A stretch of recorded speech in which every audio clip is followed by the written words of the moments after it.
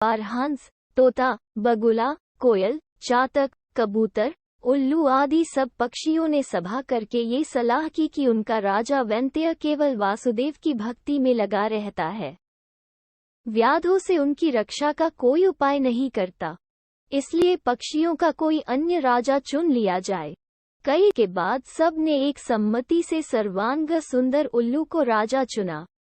अभिषेक की तैयारियां होने लगीं, विविध तीर्थों से पवित्र जल मंगाया गया, सिंहासन पर रत्न जड़े गए, स्वर्णघट भरे गए, मदल पाठ शुरू हो गया, ब्राह्मणों ने वेद पाठ शुरू कर दिया, नर्तकियों ने नृत्य की तैयारी कर ली। उलूकराज कौवे ने सोचा, ये समारोह कैसा, यह उत्सव किस लिए? पक्षियों ने भी कौवे को देखा तो आश्चर्य में पड़ गए, उसे तो किसी ने बुलाया ही नहीं था। फिर भी उन्होंने सुन रखा था कि कौवा सबसे चतुर कूट राजनीतिज्ञ पक्षी है, इसलिए उससे मंत्रणा करने के लिए सब पक्षी उसके चारों ओर इकट्ठे हो गए। उलूकराज के राज्याभिषेक की बात सुनकर कौवे ने हंसते हुए कहा, ये चुनाव ठीक नहीं हुआ। मोर, हंस, कोयल, सारस, चक्रवाक, शुक आदि सुंदर पक्षियों के रहते दिवांध उल्लू और टेढ़ी नाक वाले अप्रियदर्शी पक्षी को राजा बनाना उचित नहीं है। वो स्वभाव से ही रौद्र है और कटुभाषी है। फिर अभी तो वैंत्य राजा बैठा है, राजा के दूसरे को राज्यासन देना विनाशक है। पृथ्वी पर एक ही सूर्य होता है, वही अपनी आभा से सारे संसार को प्रकाशित कर देता है। एक से अधिक सूर्य होने पर प्रलय हो जाती है।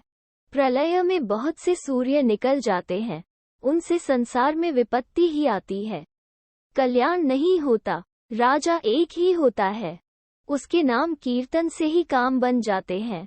यदि तुम उल्लू जैसे नीच, आलसी, काय, व्यसनी और पीठ पीछे कटुभाषी पक्षी को राजा बनाओगे तो नष्ट हो जाओगे।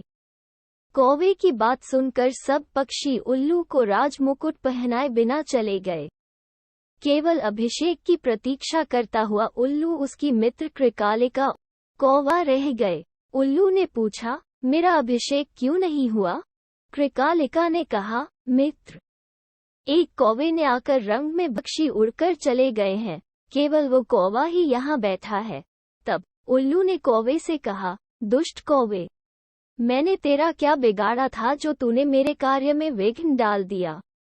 आज से मेरा तेरा वंश परंपरागत वैर रहेगा। ये कहकर उल्लू वहां से चला गया। कौवा बहुत चिंतित हुआ वहीं बैठा रहा। उसने सोचा, मैंने अकारण ही उल्लू से वैर मोल ले लिया। दूसरे के मामलों में हस्तक्षेप करना और कटु सत्य कहना भी दुखप्रद होता है। यही सोचता सोचता वो कौवा वहां से चला गया। तभी से कौओं और उल्लुओं में स्वाभाविक वैर चला आता है।